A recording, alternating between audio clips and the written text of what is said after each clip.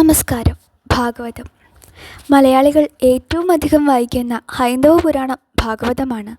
രാമായണത്തെയും മഹാഭാരതത്തെയും പോലെ ഈ കൃതി മലയാളത്തിലെത്തിച്ചത് എഴുത്തച്ഛനാണ്. എഴുത്തച്ഛൻ്റെ കാലം വരെ നമ്മുടെ ഭാഷ സംസ്കൃതത്തിൻ്റെയും തമിഴിൻ്റെയും ഒരു സങ്കലിത ശാഖയായാണ് നിലനിന്നത്. എന്നാൽ മലയാളത്തിന് ഒരു താൻപോരിമ ഉണ്ടാക്കിക്കൊടുത്തത് എഴുത്തച്ഛനാണ്. അതിനാൽ അദ്ദേഹം മലയാള ഭാഷയുടെ പിതാവായി പരിഗണിക്കപ്പെടുന്നു. മലപ്പുറം ജില്ലയിലെ തൃക്കണ്ടിയൂർ ഗ്രാമത്തിലെ തുഞ്ചൻ പറമ്പിലാണ് എഴുത്തച്ഛൻ്റെ ജനനം. 500ഓളം വർഷങ്ങൾക്കപ്പുറമാണത്.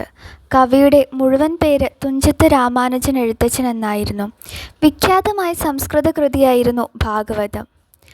ബോലദേവ വിരചിതമായ ഈ ഗ്രന്ഥം രാമായണം, മഹാഭാരതം എന്നീ ഇതിഹാസങ്ങൾക്കുള്ളതിൽ കൂടുതൽ പ്രാധാന്യത്തോടെയാണ് മലയാളികൾ വായിക്കുന്നത്. അതിന് കാരണം നമ്മുടെ ഭാഷാപിതാവിൻ്റെ അനുഗ്രഹീതമായ നാരായത്തിൻ്റെ സന്തതിയാണത് എന്നത് മാത്രമാണ്. കേൾക്കാം ഭാഗവതം. ചന്ദ്രവംശത്തിലെ മഹാരാജാവായിരുന്ന പരീക്ഷിത് ഒരിക്കൽ നായാട്ടിനായി കാട്ടിലെത്തി. വേട്ടയാടി തളർന്ന രാജാവിന് കലശലായ ദാഹം തോന്നി. അദ്ദേഹം കുടിവെള്ളം അന്വേഷിച്ച് വലഞ്ഞു. ഒടുവിൽ ശമീകൻ എന്ന മുനി ധ്യാനത്തിലിരിക്കുന്ന സ്ഥലത്തെത്തി. അഗാധമായ ധ്യാനത്തിലിരുന്ന മുനി രാജാവ് എത്ര വിളിച്ചിട്ടും കേട്ടതേയില്ല.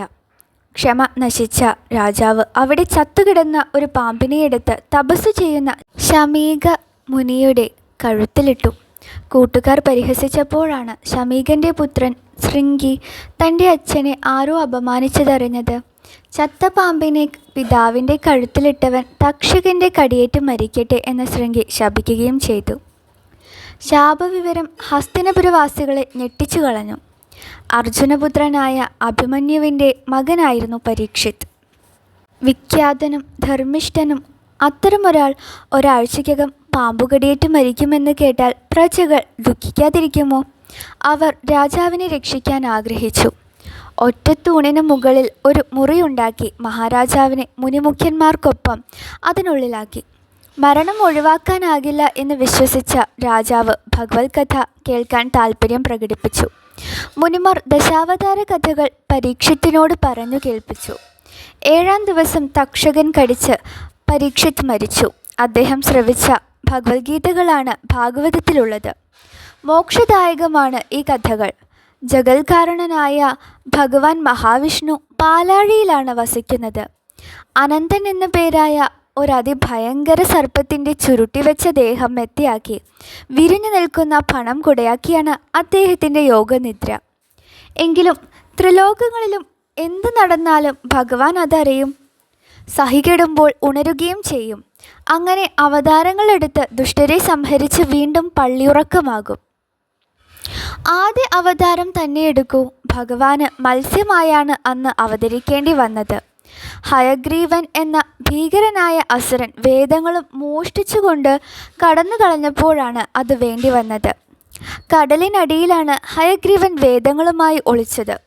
അതുകൊണ്ട് ഭഗവാൻ മത്സ്യമായി അവതരിച്ചു. ആഴിയുടെ അടിത്തട്ടിലേക്ക് ഊളിയിട്ടു പോയി. ഹയഗ്രീവനുമായി ഏറ്റുമുട്ടി അയാളെ വധിച്ച് വേദങ്ങൾ വീണ്ടെടുത്തു.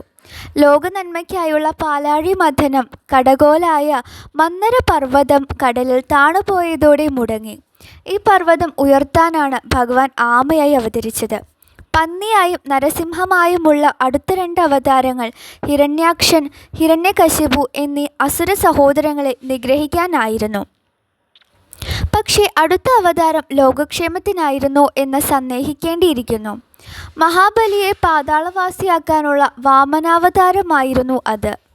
ദേവ ബ്രാഹ്മണ അസൂയയുടെ ഒരു കരുവായി മഹാവിഷ്ണു മാറുകയായിരുന്നു എന്നാണ് ഓണം ആഘോഷിക്കുന്ന മലയാളികൾ കരുതിപ്പോരുന്നത്. മനുഷ്യരൂപത്തിലുള്ള ആദ്യ 3 അവതാരങ്ങൾ വാമനൻ, പരശുരാമൻ, ശ്രീരാമൻ എന്നീ അവതാരങ്ങൾ നമ്മുടെ കൊച്ചു കേരളവുമായി നല്ലവണ്ണം ബന്ധപ്പെട്ടിരിക്കുന്നു. വാമനൻ്റെയും പരശുരാമൻ്റെയും ബന്ധം ശബര്യാശ്രമം, വനവാസം ഇവയുമായി ബന്ധമുള്ളതാണ്. സഹോദരങ്ങളായ ബലരാമൻ, ശ്രീകൃഷ്ണൻ എന്നീ അവതാരങ്ങളോടെ ദശാവതാരങ്ങളിൽ ഇനി അവതരിക്കാനുള്ള കൽക്കി മാത്രം ബാക്കിയാകുന്നു. സ്കന്ധങ്ങളായി തിരിക്കപ്പെട്ട ഭാഗവതത്തിലെ ഏറ്റവും ഭക്തിസാന്ദ്രവും വിശദവുമായ സ്കന്ധം ഏകാദശമാണ്. ഭഗവാൻ കൃഷ്ണൻ്റെ ജനനം മുതൽ സ്വർഗാരോഹണം വരെയുള്ള കഥ വിശദമായി ഇവിടെ പറഞ്ഞിരിക്കുന്നു. എഴുത്തച്ഛൻ്റെ കവിത്വവും സൂര്യശോഭയോടെ ജ്വലിച്ചു നിൽക്കുന്നത് ഏകാദശ സ്കന്ധത്തിൽ തന്നെ. കഥ അവസാനിക്കുന്നു. നന്ദി.